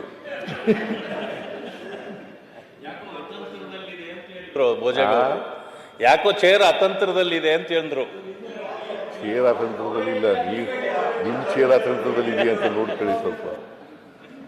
ನಮ್ಮ ಚೇರ್ ಗಟ್ಟಿಯಾಗಿದೆ, ನಿಮ್ಮ ಚೇರ್ ಅತಂತ್ರ ಇದೆಯಾ ಅಂತ ನೋಡ್ಕೊಳ್ಳಿ ಸ್ವಲ್ಪ. ಇದು ವಿಧಾನ ಪರಿಷತ್ನಲ್ಲಿ, ವಿಧಾನಸಭೆಯಲ್ಲಿ DK ಶಿವಕುಮಾರ್ ಅವರಿದ್ದರು. ಉತ್ತರ ಕರ್ನಾಟಕದ ನೀರಾವರಿ ಯೋಜನೆಗಳು ಅದು ಇದು ಚರ್ಚೆಗೆ ಬಂತು. ಅದರ ಮಧ್ಯದಲ್ಲಿ ಮೇಕೆದಾಟು ಬಂತು. ಮೇಕೆದಾಟು ಬಂತು. ಅರವಿಂದ ಬೆಲ್ಲದವ್ರಿಗೂ DK ಶಿವಕುಮಾರ್ ಅವ್ರಿಗೂ ಹೀಗೆ ಒಂದು ಲೈಟರ್ ವೇನಲ್ಲಿ ಮಾತು ನಡೀತಾ ಇತ್ತು. ಸುನೀಲ್ ಕುಮಾರ್ ಅವರು ಎದ್ದು ನಿಂತು C. ಅಶ್ವತ್ಥರ ಹಾಡನ್ನು ನೆನಪಿಸಿದ್ರು. ಕಾಣದ ಕಡಲಿಗೆ ಹಂಬಲಿಸಿದೆ ಮನ, ಕೂಡಬಲ್ಲೆನೆ ಒಂದು ದಿನ ಅಂತ ಒಂದು ಹಾಡಿದೆಯಲ್ಲ, ಅದನ್ನು DK ಶಿವಕುಮಾರ್ ಅವರಿಗೆ ಕಾಣುವ ಕುರ್ಚಿಗೆ ಹಂಬಲಿಸಿದೆ ಮನ, ಕೂರಬಲ್ಲೆನೆ ಒಂದು ದಿನ ಅಂತ ಆಗಿದೆ ಅವ್ರದ್ದು ಕಥೆ ಅಂತ. ಅದನ್ನೊಂದು ನೋಡ್ಕೊಂಬಿಡಿ. ಮೇಕೆದಾಟಿನ ಪಿತಾಮಹರ ಇಲ್ಲೇ ಅದಾರ ನಮ್ಮ DK ಶಿವಕುಮಾರ್ ಅವರು. ಇವತ್ತು ಮೇಕೆದಾಟಿನ ಬಗ್ಗೆ ತಮಿಳುನಾಡಿನ ರಿಟ್ ಪಿಟಿಷನ್ ಏನಿತ್ತು ಅದನ್ನ ಸುಪ್ರೀಂ ಕೋರ್ಟ್ ರಿಜೆಕ್ಟ್ ಮಾಡೈತಿ. ಇವತ್ತು ಮೇಕೆದಾಟಿನ ಕೆಲಸ ಶುರು ಮಾಡ್ಬೋದು. ಮೇಕೆದಾಟಿನ ಬಗ್ಗೆ ಹೋರಾಟ ಮಾಡಿ ಮಾಡಿ ಮಾಡಿ ಓಟನ್ನು ತೆಗೆದುಕೊಂಡಂತ ಕಾಂಗ್ರೆಸ್ ಪಕ್ಷ ಮೇಕೆದಾಟಿನ ಬಗ್ಗೆ ಇನ್ನೂ ತನಕ ಯಾಕೆ ಕೆಲಸ ಶುರು ಮಾಡಿಲ್ಲ? ಅವ್ರಿಗೆ ನಾವು ವಿನಂತಿ ಮಾಡ್ಕೊಂತೀನಿ, ಬೇಗನೆ ಈ ಕೆಲಸ ಶುರು ಮಾಡ್ರಿ ಅಂತ ಹೇಳಿ. ನೀವು ಚೀಫ್ ಮಿನಿಸ್ಟರ್ ಆಗಬೇಕು ಅಂತಿದ್ದವರು, ಅಪೋಸಿಷನ್ ಲೀಡರ್ ಆಗಬೇಕು ಅಂತಿದ್ದವರು, ನೀವು ಇಷ್ಟು ಎಕ್ಸ್ಪೀರಿಯನ್ಸ್ ಇದೆ, ನಿಮ್ಮ ತಂದೆ ಜೊತೆ MLA ಇದ್ದೆ ನಾನು. ಈಗ ಮೊನ್ನೆ ತಾನೇ ಭಾಳ ಕಷ್ಟಪಟ್ಬಿಟ್ಟು ಏನೋ ಕೋರ್ಟ್ ಅವರು ನಮಗೆ ಜಜ್ಮೆಂಟ್ ಕೊಟ್ಟಿದ್ದಾರೆ. 6 ತಿಂಗಳು ಟೈಮ್ ಕೊಟ್ಟಿದ್ದಾರೆ ನಿಮಗೆ. ಯಾರಿಗೆ? ಸೆಂಟ್ರಲ್ ಗೌರ್ಮೆಂಟ್ಗೆ, CWCಗೆ. ನೀವು ಹೊಸದಾಗಿ ಕ್ಲಿಯರೆನ್ಸ್ ಮಾಡಬೇಕು. ನಮಗೇನು ಇದಕ್ಕೆ ಅವಕಾಶ ಇಲ್ಲ. ನಮಗೆ supreme court involve, it is not A technical committee.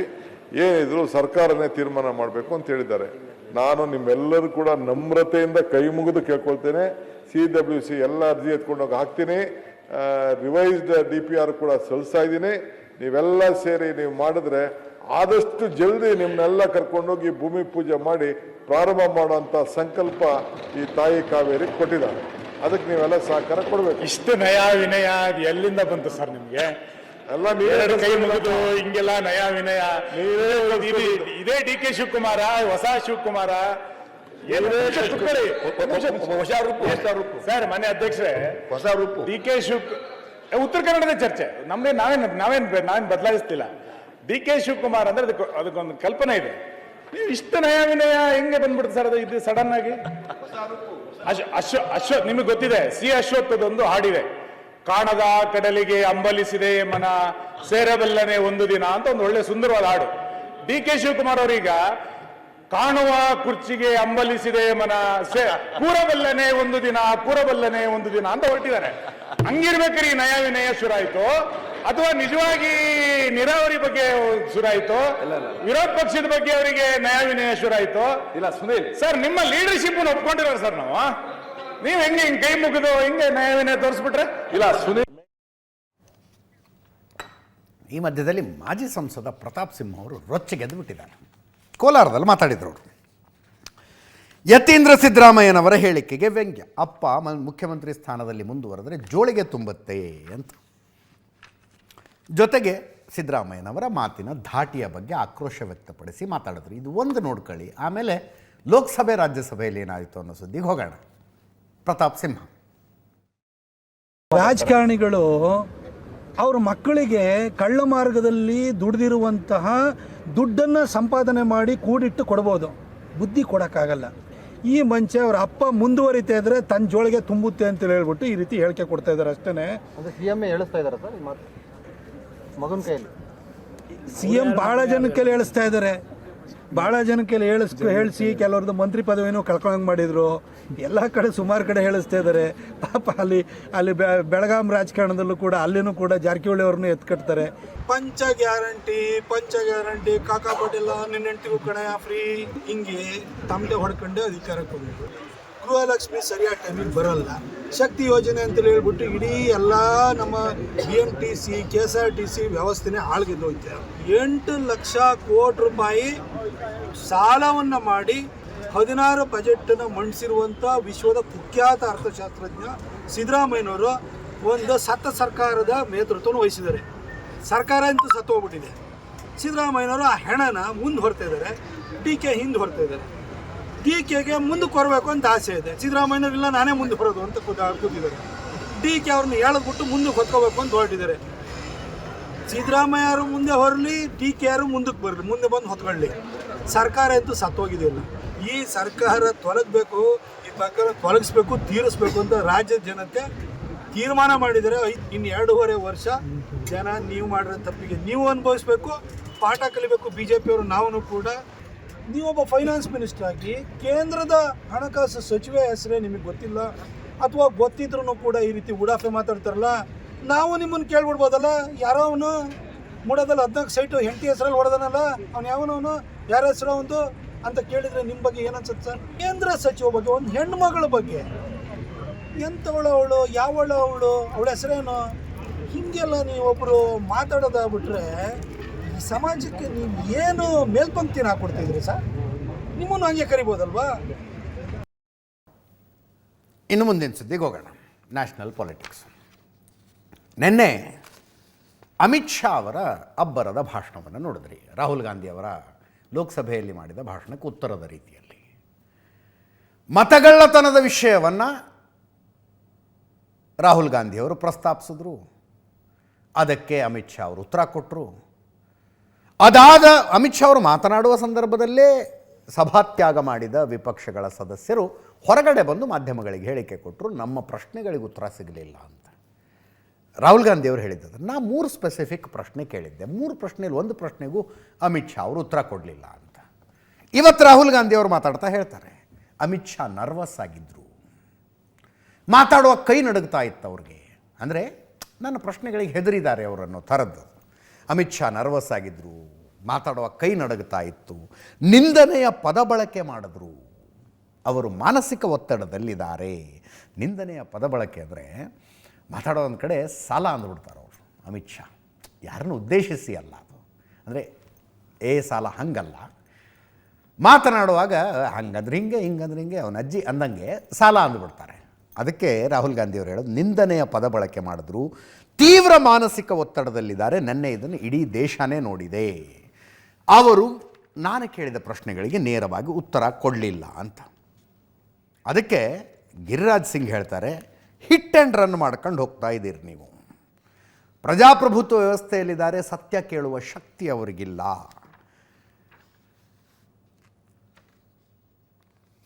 Rahul ಗಾಂಧಿಯವರು ಈ ಅಭ್ಯಾಸ ಬಿಡಬೇಕು ಅಂದರು. ಕೇಳಿಸ್ಕಡೆ.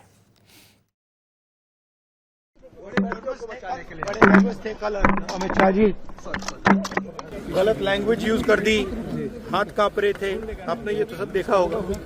कल अमित शाह जी ने गलत लैंग्वेज यूज की, लेकिन जिस तरह से उन्होंने कहा मेंटली बहुत प्रेशर में है, दबाव में है, वो देखा कल पार्लियामेंट में, पूरे देश ने देखा।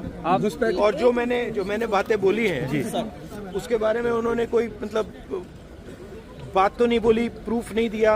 हमने पब्लिकली प्रेस कॉन्फ्रेंसेस में कहा है, मैंने डायरेक्टली चैलेंज किया उनको कि आ जाइए मैदान में, आ जाइए पार्लियामेंट में डिस्कस करते हैं, मेरे प्रेस कॉन्फ्रेंसेस को डिस्कस करते हैं।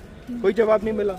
कैन रन यानी रन एंड हिट वाला ये फार्मूला राहुल गांधी अपनाते हैं। वो कहेंगे 3 बजे आएंगे, 4 बजे लोग सुनेगा, लेकिन जब प्राइम मिनिस्टर और गृह मंत्री बोलेंगे तो वो वॉकआउट करेंगे। यही उनका लोकतंत्र है। सच सुनने की ताकत नहीं। और जो एचएम ने कल कहा वो उनको हमारे गांव में है कि उनको नोचनी लग गया सुनते जितनी बातें कहा। तो मेरा मानना है ये राहुल गांधी को ये आदत छोड़नी पड़ेगी। ರಾಹುಲ್ ಗಾಂಧಿಯವರು ಹೇಳೋದಲ್ಲ, ಅಮಿತ್ ಶಾ ಹೆದರಿದ್ದಾರೆ, ಕೈ ನಡಗ್ತಾ ಇತ್ತು, ನಿಂದನೆಯ ಪದ ಬಳಕೆ ಮಾಡಿದ್ರು, ಮಾನಸಿಕ ದೃಢತೆಯನ್ನು ಕಳ್ಕೊಂಡಿದ್ದಾರೆ ಅಂತ ಹೇಳಿದ್ರಲ್ಲ, ಅದಕ್ಕೆ ಅಮಿತ್ ಶಾ ಅಂದರೆ ಹೆದರಿದ್ದಾರೆ ಅನ್ನೋದಕ್ಕೆ ಹಾಗೆಲ್ಲ ಅಂದರೆ ಅವ್ರು ಪರ್ಸ್ನಲ್ ತಗೊಂಡ್ಬಿಡ್ತಾರೆ. ಅವ್ರು ಹೇಳೋದು ನಿಮ್ಮ ಅಜ್ಜಿಗೆ ಹೆದರಿಲ್ಲ, ನಾವು ನಿಮಗೇನು ಹೆದರೋದು ಅಂತ. ಅಂದರೆ 10 ವರ್ಷದ ಮಕ್ಕಳಿದ್ದಾಗ ಇಂದಿರಾ ಗಾಂಧಿ ವಿರುದ್ಧ ಧೈರ್ಯವಾಗಿ ಘೋಷಣೆ ಕೂಗಿದವ್ರು ನಾವು. ಇಂದಿರಾ ಗಾಂಧಿಗೆ ಹೆದರಿಲ್ಲ, ರಾಹುಲ್ ಗಾಂಧಿಗೆ ಹೆದರ್ತೀವ ಅಂತ. ಲೋಕಸಭೆಯಲ್ಲಿ ಇದು ಕೇಳಿಸ್ಕೊಳ್ಳಿ.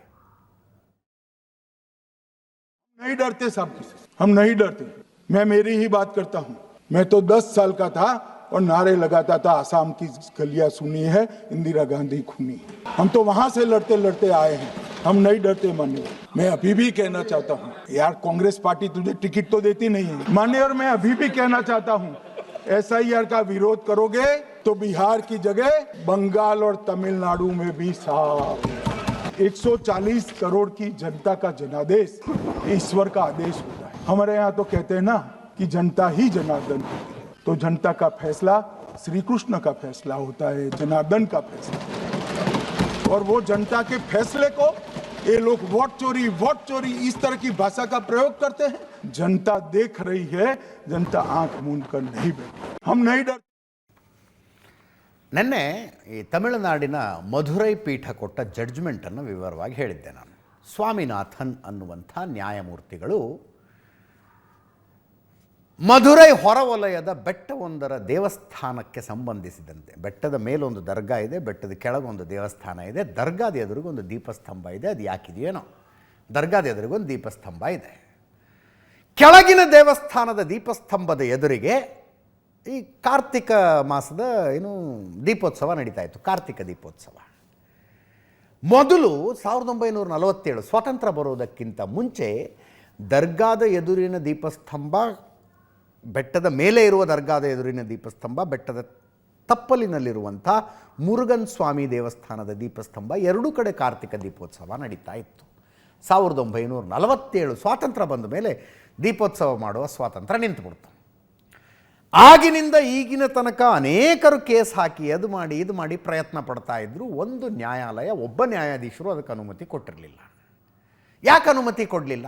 ಸುಮ್ಮನೆ ಕೋಮು ಭಾವನೆಗಳು ಕೆರಳ್ತವೆ, ಯಾಕೆ ಬೇಕದು ಅಂತ. ಅಂದರೆ ದರ್ಗಾದ ಮುಂದೆ ಯಾಕೆ ದೀಪೋತ್ಸವ ಮಾಡಬೇಕು ಅಂತ. ಈ ಒಬ್ಬ ಜಡ್ಜು, ಈ ಒಬ್ಬ ನ್ಯಾಯಮೂರ್ತಿಗಳು ಅನುಮತಿ ಇದೆ ಮಾಡ್ಕೊಳ್ಳಿ ಅಂದ್ಬಿಟ್ರು. ದರ್ಗಾದ ಎದುರಿಗಿನ ದೀಪಸ್ತಂಭದಲ್ಲೂ ಕಾರ್ತಿಕ ದೀಪೋತ್ಸವ ಅಟ್ ಎ ಟೈಮ್ ನಡಿಬೇಕು, ತಪ್ಪಲಿ ಬೆಟ್ಟದ ತಪ್ಪಲಿನಲ್ಲಿರುವ ಮುರುಗನ್ ಸ್ವಾಮಿ ದೇವಸ್ಥಾನದಲ್ಲೂ. ತಮಿಳುನಾಡಿನಲ್ಲಾಗಿದ್ದಿದ್ದು ಹೇಳಿ ಕೇಳಿ. DMK ಕಾಂಗ್ರೆಸ್ ಮೈತ್ರಿಯ ಸರ್ಕಾರ ಇದೆ. ಸರ್ಕಾರ ತಕ್ಷಣ ಇದಕ್ಕೇನು ದ್ವಿಸದಸ್ಯ ಪೀಠಕ್ಕೆ ಮೇಲ್ಮನವಿ ಸಲ್ಲಿಸ್ತು. ಸರಿ ಇಲ್ಲ ಇದು ಸ್ವಾಮಿನಾಥನ್ ಅವರು ಕೊಟ್ಟಿರೋ ಜಡ್ಜ್ಮೆಂಟು, ಇದನ್ನು ವಜಾ ಮಾಡಿ ಜಡ್ಜ್ಮೆಂಟನ್ನು ಅಂತ. ದ್ವಿಸದಸ್ಯ ಪೀಠ ಅದರಲ್ಲಿ ಏನು ತಪ್ಪಿದೆ, ಆಗಲಿ ಬಿಡಿ ಅಂದ್ಬಿಡ್ತು. ರಾಜ್ಯ ಸರ್ಕಾರಕ್ಕೆ ಸೂಚನೆ ಕೊಡ್ತು, ದೀಪೋತ್ಸವಕ್ಕೆ ಏನೇನು ಬೇಕೋ ವ್ಯವಸ್ಥೆ ಮಾಡಿ ಅಲ್ಲಿ ಅಂತ. ದ್ವಿಸದಸ್ಯ ಪೀಠದ ಜಡ್ಜ್ಮೆಂಟನ್ನು ಪ್ರಶ್ನೆ ಮಾಡಿಕೊಂಡು ತಮಿಳುನಾಡು ಸರ್ಕಾರ ಸುಪ್ರೀಂ ಕೋರ್ಟಿಗೆ ಬಂತು. ಸುಪ್ರೀಂ ಕೋರ್ಟ್ ಕೇಸನ್ನು ನೋಡ್ತು. ತಮಿಳುನಾಡು ಸರ್ಕಾರ ಸ್ಟ್ರೆಸ್ ಮಾಡ್ತಾ ಇತ್ತು, ಅರ್ಜೆಂಟಾಗಿ ಹಿಯರಿಂಗಿಗೆ ತಗೊಳ್ಳಿ ಅಂತ. ಸುಪ್ರೀಂ ಕೋರ್ಟು ಅರ್ಜೆಂಟಾಗಿ ಹಿಯರಿಂಗಿಗೆ ತಗೊಳ್ಳೋದು ಏನಿದೆಯಪ್ಪ, ಪಾಳೆ ಪ್ರಕಾರ ಬನ್ನಿ ಅಂತ ಹೇಳ್ಬಿಡ್ತು. ಇಷ್ಟೆಲ್ಲ ಆದರೂ ಕೂಡ ಏಕಸದಸ್ಯ ಪೀಠ ಸ್ವಾಮಿನಾಥನ್ ಅವರ ಪೀಠ ಕೊಟ್ಟ ಆದೇಶ ಪಾಲನೆಯೇ ಆಗಲಿಲ್ಲ.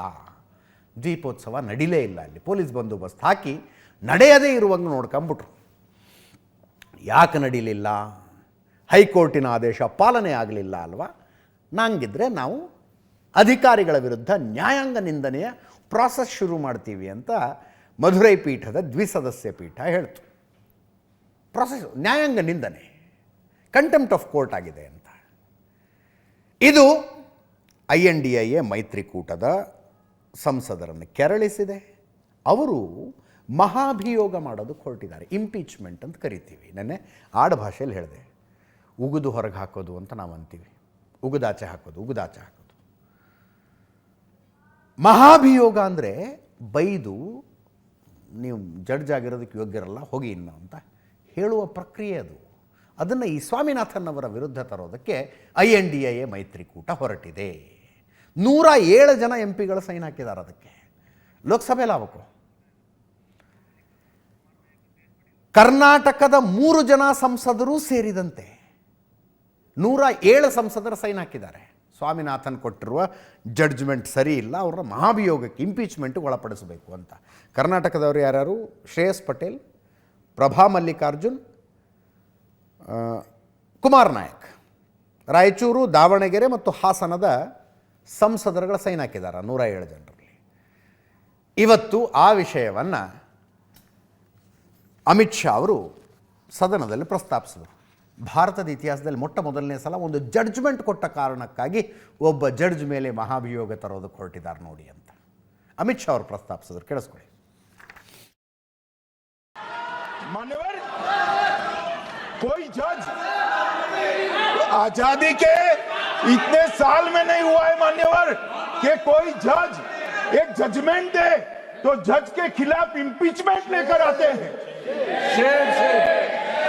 अपनी वोट बैंक को एड्रेस करने के लिए इंपीचमेंट लेकर आते हैं मान्यवर। और ये सारे ने तो साइन कर दिया, साथ ही साथ उद्धव जी ने भी साइन कर दिया। उद्धव जी, जजमेंट क्या है? एक पहाड़ी पर मान्यता है कि यहाँ सबसे ऊपर दिया जलाया जाए। मान्यवर, ये वोट बैंक को संभालने के लिए एक हाईकोर्ट के जज के सामने इंपीचमेंट लेकर आए हैं। देश की जनता उनको मदद नहीं करे। ಒಂದೇನು ಸುದ್ದಿಗೆ ಹೋಗೋಣ. ಸಿಗರೇಟ್ ಅಂತ ಒಂದಿರುತ್ತೆ ಅಂತ ಹೇಳ್ತಾ ಇದ್ದೆ ನಾನು ಇಂಟ್ರಡಕ್ಷನ್ನಲ್ಲಿ. ಅದೇನೋ ವೇಪಿಂಗ್ ಅಂತೇನೋ ಕರೀತಾರೆ ಅದನ್ನು, ಸೇದುವುದನ್ನು. ಭಾರತದಲ್ಲಿ ಅದು ನಿಷಿದ್ಧ. ಅಂದರೆ ವಿದೇಶಗಳಲ್ಲೆಲ್ಲ ಇರುತ್ತೆ, ಮಾರ್ಕೆಟ್ನಲ್ಲಿ ಮಾರ್ತಾರೆ. ಅದನ್ನು ಭಾರತದಲ್ಲಿ ತರಂಗಿಲ್ಲ. ಏರ್ಪೋರ್ಟಲ್ಲೆಲ್ಲ ತರುವಾಗ ಸಿಕ್ಕಾಕೊಂಡ್ರೆ ದಂಡ ಏನೋ ಇದೆ, ಎಲ್ಲ ಇದೆ. ಅದು ಭಾರತದಲ್ಲಿ ಅದನ್ನು ಯಾರು ಬಳಸ್ತಾ ಇದ್ದಾರೆ ಅಂದರೆ, ಒಂದು ಅದು ಇಲ್ಲೀಗಲ್ಲು, ಇನ್ನೊಂದು ಅದನ್ನು ಸ್ಮಗ್ಲ್ ಮಾಡಿ ತಗೊಂಡು ಬಂದಿದ್ದಾರೆ ಅಂತ ಅರ್ಥ. ಅದು ಈ ಎಲ್ಲ ವಿಷಯ ಯಾಕೆ ಬಂತಪ್ಪ ಅಂದರೆ, ಅನುರಾಗ್ ಠಾಕೂರ್ ಅವರು ಇವತ್ತು ಲೋಕಸಭೆಯಲ್ಲಿ ಅದನ್ನು ಪ್ರಸ್ತಾಪಿಸಿದ್ರು. ಲೋಕಸಭೆಯ ಒಳಗೆ TMC ಸಂಸದರೊಬ್ಬರು ಸಿಗರೇಟ್ ಸೇರ್ತಾರೆ ಅಂತ ವಿಷಯ ಗಂಭೀರ ಆಗ್ಬಿಡ್ತದೆ. ಲೋಕಸಭಾ ಸ್ಪೀಕರ್ ಓಂ ಬಿರ್ಲಾ ಅವರು ಹೇಳಿದ್ರು, ರೈಟಿಂಗಲ್ಲಿ ಕಂಪ್ಲೇಂಟ್ ಕೊಡಿ, ನಾನು ತನಿಖೆ ಮಾಡಿ ಕ್ರಮ ಕೈಗೊಳ್ತೀನಿ ಅಂತ. ಅಂದರೆ ಸದನದ ಮರ್ಯಾದೆ, ಸದನದ ಗೌರವ ಒಂದು ಕಡೆ, ಅಂದರೆ ಸ್ಮೋಕಿಂಗ್ ಈಸ್ ಪ್ರಾಹಿಬಿಟೆಡ್ ರೀ.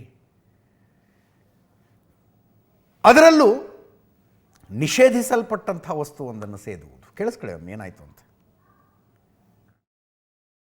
एक सर मैं व्यवस्था को लेकर आपसे सवाल पूछना चाहता हूं। देश भर में ई सिगरेट, माननीय सदस्य मुझसे सवाल नहीं पूछ सकते। नहीं सर, आपसे आग्रह करने वाला, आग्रह कर सकते हो, आपसे आग्रह कर सर भी ढंग से बिल्कुल सर, हाथ जोड़ के आपसे पूछ सर सदन की जानकारी के लिए है सर। देश भर में ई सिगरेट बैन हो चुकी है, क्या सदन में आपने अलाउ कर दी है? नहीं, कोई माननीय सदस्य को कोई भी सर टीएमसी के सांसद पी रहे हैं सर टीएमसी के सांसद सर कई दिनों से लगातार बैठ के पी रहे हैं सर। कोई भी माननीय टीएमसी के सांसद पी रहे हैं सर चेक कर, नहीं सर आप चेक करवाइए सर। एक मिनट व्यवस्था दे रहा हूं। सर सदन में अगर सिगरेट पीना अलाउ कर दिया है, एक मिनट प्लीज। मैं सभी माननीय सदस्यों से पुनः आग्रह करता हूं, हमें संसदीय परंपराओं और संसदीय नियमों का अनुपालन करना चाहिए। कोई भी माननीय सदस्य कभी भी ऐसा कोई विषय मेरे पास आएगा तो निश्चित रूप से इस पर मैं निश्चित रूप से कार्रवाई करेंगे। ओके। ಮುಂದಿನ ಸುದ್ದಿ, ಗೋವಾ ನೈಟ್ ಕ್ಲಬ್ ಅಗ್ನಿ ದುರಂತ. ಇದರಲ್ಲಿ TMC ಸಂಸದ ಸೌಗತ್ ರಾಯ್ ಅವರು ಮಾತಾಡ್ತಾರೆ, ಯಾರು ಸೇದಿದ್ರು ಕ್ರಮ ಕೈಗೊಳ್ಬೇಕು ಅಂತ. ಈಗ ಲಾಸ್ಟಿಗೆ ಅದೇನೋ ಕುಂಬಳಕಾಯಿ ಕಳ್ಳ ಅಂದರೆ ಹೆಗಲು ಮುಟ್ಕೊಂಡು ನೋಡ್ಕೊಂಡ್ರು ಅಂತೀವಲ್ಲ, ಹಂಗಾಗ್ಬಿಟ್ಟಿದೆ TMC ಸಂಸದ ಸೌಗತ್ ರಾಯ್. ಇದೊಂದು ಕೇಳಿಸ್ಕೊಂಬಿಡಿ, ಆಮೇಲೆ ಮುಂದಿನ ಸುದ್ದಿಗೆ ಹೋಗ್ತೀನಿ. I cannot say anything about that because I was not in the house. I don't know who smoked and who complained. There is no question. It will be violation of rules. It's for the speaker to inquire and take action. No, why make it a political issue? It's a breach of rules. So let the speaker take action, whatever he thinks. Goa night club ಅಗ್ನಿ ದುರಂತ. News ಅವರ್ನಲ್ಲಿ ಸುದ್ದಿ ಹೇಳೋದಕ್ಕಾಗಿರಲಿಲ್ಲ, ಅದರ follow up ಹೇಳಬೇಕಾದ ಸನ್ನಿವೇಶ ಬಂದಿದೆ. 6ನೇ ತಾರೀಕು, ಮೊನ್ನೆ December 6ನೇ ತಾರೀಕು ಗೋವಾದಲ್ಲಿ, ಎಂಥದ್ರ ಹೆಸರು, ಬಿರ್ಚ್ ಬೈ ರೋಮಿಯೋ ಲೇನ್, ಈ ನೈಟ್ ಕ್ಲಬ್ನಲ್ಲಿ ಬೆಂಕಿ ಹತ್ತಿ 25 ಜನ ಸತ್ತು ಹೋಗ್ಬಿಟ್ರು. 25 ಜನ. ಇದರ ಮಾಲೀಕರು ಲೂಥ್ರಾ ಬ್ರದರ್ಸ್, ಸೌರಭ್ ಲೂಥ್ರಾ ಮತ್ತು ಗೌರವ್ ಲೂಥ್ರಾ. ನೋಡಿ, ರಾತ್ರಿ 11 ಗಂಟೆಗೆ ಬೆಂಕಿ ಹತ್ತುತ್ತಿಲ್ಲಿ. ಬೆಂಕಿ ಹತ್ತಿ ಇದು ಹೊತ್ಕೊಂಡು ಉರಿಯೋದಕ್ಕೆ ಶುರುವಾದ ಸ್ವಲ್ಪ ಹೊತ್ತಿನಲ್ಲಿ ಡೆಲ್ಲಿಗೆ ಫ್ಲೈಟ್ ಬುಕ್ ಮಾಡ್ಕೊಂಡ್ಬಿಡ್ತಾರೆ ಇವರು, ಎಸ್ಕೇಪ್ ಆಗೋದಕ್ಕೆ. ಡೆಲ್ಲಿಗೆ ಹೋಗ್ತಾರೆ. ಡೆಲ್ಲಿಲಿ ಇಳಿದು ಅಲ್ಲಿಂದ ಥೈಲ್ಯಾಂಡಿಗೆ, ಬ್ಯಾಂಕಾಕಿಗೆ ಫ್ಲೈಟ್ ಬುಕ್. ಅಂದರೆ ಇಲ್ಲಿ ಇನ್ನೂ ಹೆಣಗಳ ಗುರುತು ಪ್ರಕ್ರಿಯೆ ನಡೀತಾ ಇದ್ದಾಗ ಇವರು ಆಲ್ರೆಡಿ ಥೈಲ್ಯಾಂಡ್ನಲ್ಲಿದ್ದರು. ಇಂಡಿಗೋ ಫ್ಲೈಟ್ನಲ್ಲಿ ಹೋಗಿದ್ರು. ಇವ್ರು ಹೋಗಿ ಅಲ್ಲಿ ರೀಚ್ ಆದಮೇಲೆ ಇಂಡಿಗೋದ ಸಮಸ್ಯೆ ಶುರುವಾಗಿತ್ತು. ಎಸ್ಕೇಪ್ ಆಗಿಬಿಟ್ರು. ಪೊಲೀಸರು ಮ್ಯಾನೇಜರ್ನ ಅರೆಸ್ಟ್ ಮಾಡಿದರು, ಉಳಿದಿದ್ದೆಲ್ಲ ಕ್ರಮ ಕೈಗೊಳ್ತಿದ್ರು. ಬಟ್ ಇವರು ಥೈಲ್ಯಾಂಡ್ನಲ್ಲಿ ಕುತ್ಕೊಂಡ್ಬಿಟ್ಟಿದ್ದಾರೆ. ಒಂದು ಫಾಸ್ಟ್ ಪ್ರೊಸೆಸ್ ಆಗಿದೆ. ಇಂಟರ್ಪೋಲ್ ಸಹಾಯದೊಂದಿಗೆ ಬ್ಲೂ ಕಾರ್ನರ್ ನೋಟಿಸ್ ಹೊರಡಿಸಿದ್ರು. ಥೈಲ್ಯಾಂಡ್ ಪೊಲೀಸರು ಅರೆಸ್ಟ್ ಮಾಡಿದ್ದಾರೆ. ಈಗ ಅರೆಸ್ಟ್ ಮಾಡಿ ಕಸ್ಟಡಿಲಿ ಇಟ್ಕೊಂಡು ಇಂಡಿಯಾದ ವಿಮಾನ ಹತ್ಸಿ ಕಳಿಸ್ತಾರೆ ಇವ್ರನ್ನ. ಇಲ್ಲಿ ಬಂದು ಇಳಿದ ಮೇಲೆ ಕಸ್ಟಡಿಗೆ ತಗೊಳ್ತಾರೆ. 25 ಜನ ರೀ. ಏನೋ ಡಾನ್ಸ್ ಶೋ ನಡೀತಾ ಇರುತ್ತೆ, ಅದರ ವಿಜುವಲ್ ಭಾಳ ದೃಶ್ಯಗಳು ವೈರಲ್ ಆಗಿದ್ದಾವೆ. ಡಾನ್ಸ್ ಶೋ ನಡೀತಾ ಇರುತ್ತೆ, ಹಿಂದ್ಗಡೆ ಏನೋ ಸ್ವಲ್ಪ ವಿಜುವಲಿ ಚೆನ್ನಾಗಿರಲಿ ಅಂತೇನೋ ಹಾಕ್ತಾರಲ್ಲ, ಕಿಡಿಗಿಡಿ ಬರೋ ಹಂಗೆ. ಆ ಕಿಡಿ ಬಿದ್ದು ಹತ್ತಿದ ಬೆಂಕಿ, 25 ಜನ ಬೆಂದು ಹೋಗ್ಬಿಟ್ರು. ನೋಡಿ, ತಮ್ಮ ಮಾಲೀಕತ್ವದ ಒಂದು ಪಬ್ನಲ್ಲಿ ಹಿಂಗಾಗಿದೆ, night ಕ್ಲಬ್ನಲ್ಲಿ ಹಿಂಗಾಗಿದೆ.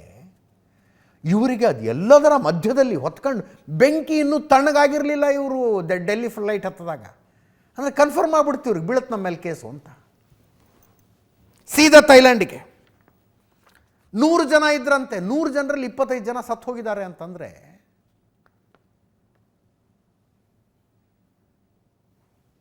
Beach by Romeo lane night club ಹೆಸರು. ಸೌರಭ್ ಲೂಥ್ರಾ ಮತ್ತು ಗೌರವ್ ಲೂಥ್ರಾ ಅಣ್ಣ ತಮ್ಮ ಇವರು. ಮಧ್ಯರಾತ್ರಿ 11 ಗಂಟೆಗೆ ಬೆಂಕಿ ಬೀಳುತ್ತೆ. 11 ಗಂಟೆ 55 ನಿಮಿಷಕ್ಕೆ ನೋಡಿ ಬೆಂಕಿ. 11 ಗಂಟೆ 55 ನಿಮಿಷ ಅಂದರೆ ಘಟನೆಯ ಪೀಕ್ ಅದು. ಫೈರ್ ಬ್ರಿಗೇಡ್ನವ್ರು ಬಂದಿದ್ದಾರೆ, ಬೆಂಕಿ ನಂದಿಸ್ತಾ ಇದ್ದಾರೆ, ಜನರನ್ನು ಹೊರಗೆ ತರಲಾಗ್ತಾ ಇದೆ. ಅದೆಲ್ಲ ನಡೀತಾ ಇದ್ದಾಗ ಡೆಲ್ಲಿ ಫ್ಲೈಟ್ ಹತ್ಬಿಟ್ರು. ಬೆಳಗಿನ ಜಾವ 1 ಗಂಟೆ 17 ನಿಮಿಷಕ್ಕೆ ಮೇಕ್ ಮೈ ಟ್ರಿಪ್ನಲ್ಲಿ ಟಿಕೆಟ್ ಬುಕ್ ಮಾಡಿಕೊಂಡು 5 ಗಂಟೆ 25 ನಿಮಿಷದ ಫ್ಲೈಟ್ ಹತ್ಕೊಂಡು, ಇಂಡಿಗೋ ಫ್ಲೈಟ್ ಹತ್ಕೊಂಡು ಥೈಲ್ಯಾಂಡಿಗೆ ಹೋಗ್ತಾರೆ. ಇವತ್ತು ಫುಕೆಟ್ನಲ್ಲಿ ಇವರನ್ನು ಅರೆಸ್ಟ್ ಮಾಡಲಾಗಿದೆ. ಇಂಟರ್ಪೋಲ್ ಮೂಲಕ ಬ್ಲೂ ಕಾರ್ನರ್ ನೋಟಿಸ್ ಹೊರಡಿಸಿ ಅರೆಸ್ಟ್ ಮಾಡಿಸಿದ್ದಾರೆ. ಭಾರತದ ಫ್ಲೈಟ್ ಹತ್ತಿಸಿ ಕಳಿಸ್ತಾರೆ. ಇವ್ರನ್ನ ಇಲ್ಲಿ ಲ್ಯಾಂಡ್ ಆಗ್ತಿದ್ದಂತೆ ವಶಕ್ಕೆ ಪಡೆಯಲಾಗುತ್ತೆ. ಇದರೊಂದಿಗೆ ಇವತ್ತಿನ ನ್ಯೂಸ್ ಅವರ್ ಮುಗಿಸ್ತಾ ಇದ್ದೀನಿ. ನೇರ ದಿಟ್ಟ ನಿರಂತರ ಸುದ್ದಿಗಾಗಿ ನೋಡ್ತಾ ಇರಿ ಏಷ್ಯಾನೆಟ್ ಸುವರ್ಣ ನ್ಯೂಸ್.